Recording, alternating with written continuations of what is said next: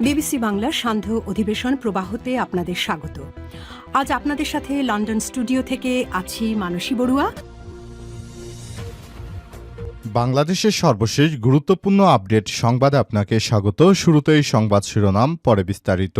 প্রথমেই জানাবো আমাদের হাতে থাকা সর্বশেষ গুরুত্বপূর্ণ সবথেকে তাজা আপডেট সংবাদ। সিঙ্গাপুর থেকে হাদির লাশ দেশে আনা সকল প্রস্তুতি সম্পূর্ণ। ইনকিলাব মঞ্চের মুখপাত্র শরীফ ওসমান হাদির লাশ সিঙ্গাপুর থেকে দেশে আনার জন্য সব রকমের প্রস্তুতি সম্পূর্ণ করা হয়েছে। আজ সন্ধ্যা ৬টা ৫ হাদির লাশ বাংলাদেশে আসছে বলে ইনকিলাব মঞ্চের পক্ষ থেকে নিশ্চিত করা হয়েছে। এর আগে বিকাল ৩টার পর সিঙ্গাপুর থেকে একটি কমার্শিয়াল বিমানে হাদির লাশ দেশের উদ্দেশ্যে রওনা দিয়েছে। বাংলাদেশের জাতীয় পতাকা দিয়ে মোড়ানো হয়েছে হাদির লাশটি। দেশে আসার আগেই অশ্রুসিক্ত নয়নে দেশের লাখ লাখ মানুষ এখন ঢাকার হজরত শাহজালাল আন্তর্জাতিক বিমানবন্দরে অবস্থান করছে। এরপর জানাবো, আর সন্ধ্যায় দেশে আসছে হাসিনার লাশ। ইনকিলাব মঞ্চের মুখপাত্র শরীফ ওসমান হাদির লাশ আজ সন্ধ্যা ৬টা ৫ সিঙ্গাপুর থেকে দেশে পৌঁছানোর কথা রয়েছে। তার প্রথম জানাজা সিঙ্গাপুরের দ্য আঙ্গোলিয়া মসজিদে আজ ১০টায় অনুষ্ঠিত হয়েছে। এদিকে হাদির ছেলে জানে না সে এখন এতিম। ইনকিলাব মঞ্চের মুখপাত্র শরীফ ওসমান হাদির মৃত্যুর পর ফেসবুকে হাদির ছেলে এবং তার ছবি দিয়ে নানাজন নানারকম মন্তব্য করেছে। অল স্টুডেন্ট এসএসসি নামক ফেসবুক গ্রুপ থেকে জানানো হয়েছে, এই ছেলেটি জানে না তার বাবা মারা গেছে, তিনি এখন বাবা ছাড়াই বড় হবে। আমাদের দোয়া রইল, বড় হও, অনেক বড় হও। অনেকেই এই হাদির সন্তানের ছবিটি ফেসবুকে শেয়ার দিয়ে নানারকম মন্তব্য করেছে। বিষয় খুবই গুরুত্বপূর্ণ তথ্য জানাবো, সঙ্গেই থাকুন। জানাবো ভারতীয় গণমাধ্যমে হাদির মৃত্যুর খবর। জুলাই বিপ্লবের অগ্রসেনানী এবং ভারতীয় আধিপত্যবাদী বলিষ্ঠ কণ্ঠস্বর শরীফ ওসমান হাদির মৃত্যু নিয়ে সংবাদ প্রকাশ করেছে আন্তর্জাতিক বিভিন্ন গণমাধ্যম। এবং সর্বশেষ জানাবো, ফখরুল রিজভীর কর্মসূচি স্থগিত, রাতে বিএনপির স্থায়ী কমিটির জরুরি বৈঠক। দেশের সার্বিক পরিস্থিতি বিবেচনায় নিয়ে দলীয় কর্মসূচি স্থগিত করেছে বিএনপি। বিএনপির পক্ষ থেকে সব বিষয় নিশ্চিত করা হয়েছে। প্রিয় দর্শক, এতক্ষণ শুনছিলেন সংবাদ শিরোনাম, এবারে বিস্তারিত। তবে তার আগে বন্ধুরা, অনুরোধ থাকবে এই সংবাদটিতে একটি লাইক দিন।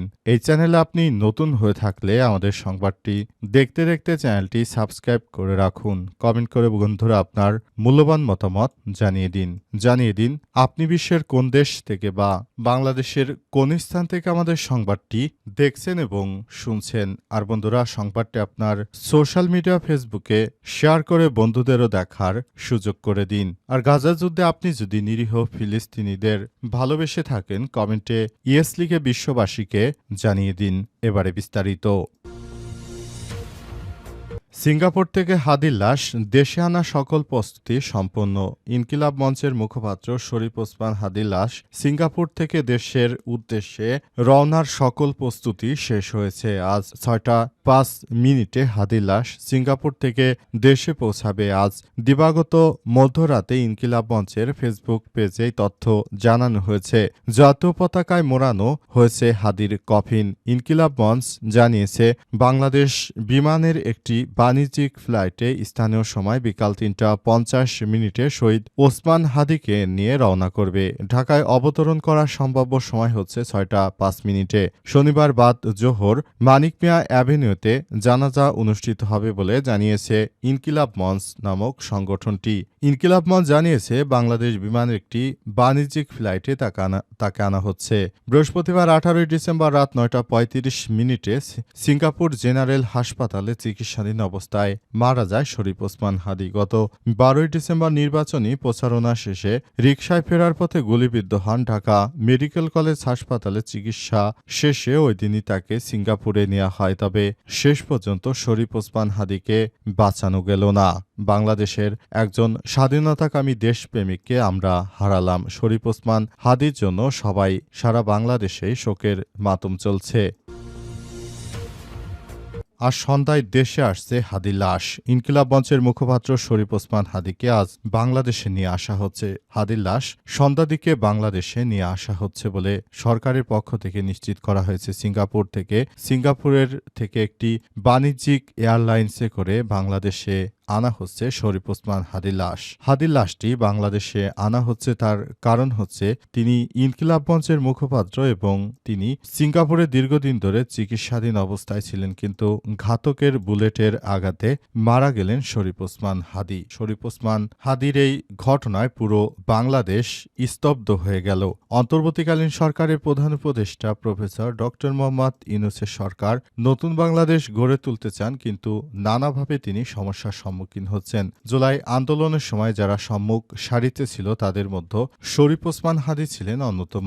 তাকে হত্যা করে নরপিশাচেরা ভারতে পালিয়ে গেছে, কিন্তু এই হত্যাকাণ্ডের ঘটনায় ফয়সালের বাবা মা আসলে পুলিশের হাতে গ্রেপ্তারের পর তারা চাঞ্চল্যকর তথ্য ফাঁস করেছে। তারা জানিয়েছে এই শরীফ ওসমান হাদিকে হত্যার পর ব্যারিস্টার আসাদুজ্জামান ফুয়াদ এবং এরপর হাসনাত আবদুল্লাহ সহ আরও বেশ কয়েকজনকে তারা হত্যার মিশনে নেমেছে এবং এই ঘটনা ঘটার পর থেকেই সারা বাংলাদেশের মানুষ নড়ে চড়ে বসেছে। শরীফ ওসমান হাদি তিনি বাংলাদেশকে রিপ্রেজেন্ট করতে চেয়েছিলেন। তিনি জানেন রাজপথেই তার মৃত্যু হবে, তারপরও তিনি এই রাজপথেই নেমে এসেছিলেন এবং তিনি বাংলাদেশকে একটি আজাদি লড়াইয়ে সংযুক্ত করেছেন এবং তিনি চান বাংলাদেশটাকে সুন্দরভাবে সাজাতে, আর ঘাতকরা এজন্যই তাকেই টার্গেট করেছে।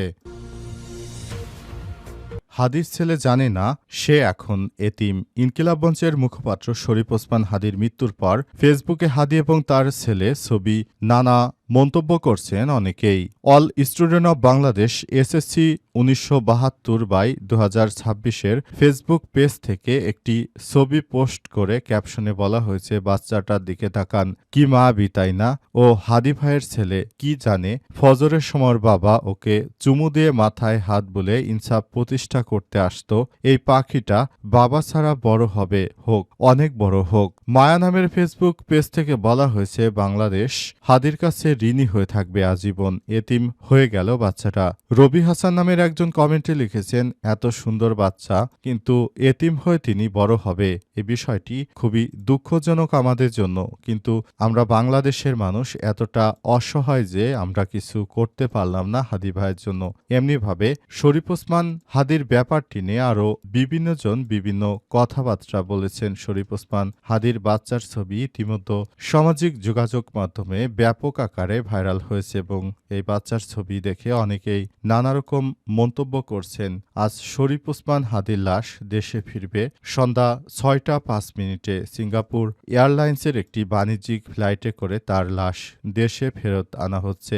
ঘাতকেরা ইনকিলাব মঞ্চের মুখপাত্র শরীফ ওসমান হাদিকে বাঁচতে দিল না, তিনি শেষ হয়ে গেছেন, কিন্তু তিনি যে লড়াই সংগ্রাম শুরু করেছেন সেটি অব্যাহত থাকবে। দেশের প্রতিটি মানুষের মনে শরীফ ওসমান হাদি বেঁচে থাকবে এবং বাংলাদেশের মানুষ চায় শরীফ ওসমান হাদি যেন বেঁচে থাকে চিরদিন, সেই ব্যাপারটি সবাই অন্তরে ধারণ করবে।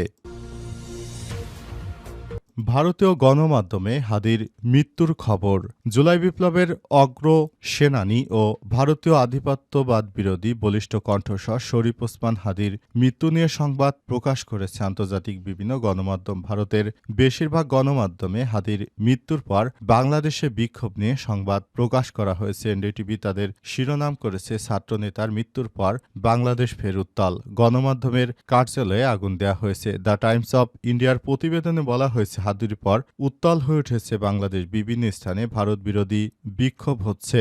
দ্য হিন্দু শিরোনাম করেছে, তরুণ নেতা হাদির মৃত্যুর পর বাংলাদেশে সহিংসতা, গণমাধ্যম কার্যালয়ে আগুন দেওয়া হয়েছে। দ্য হিন্দুস্তান টাইমস জানিয়েছে, ওসমান হাদির মৃত্যুর পর বাংলাদেশের বিভিন্ন শহরে উত্তেজনা দেখা দিয়েছে, গণমাধ্যমের অফিসে অফিসে আগুন দিয়েছে বিক্ষোভকারীরা।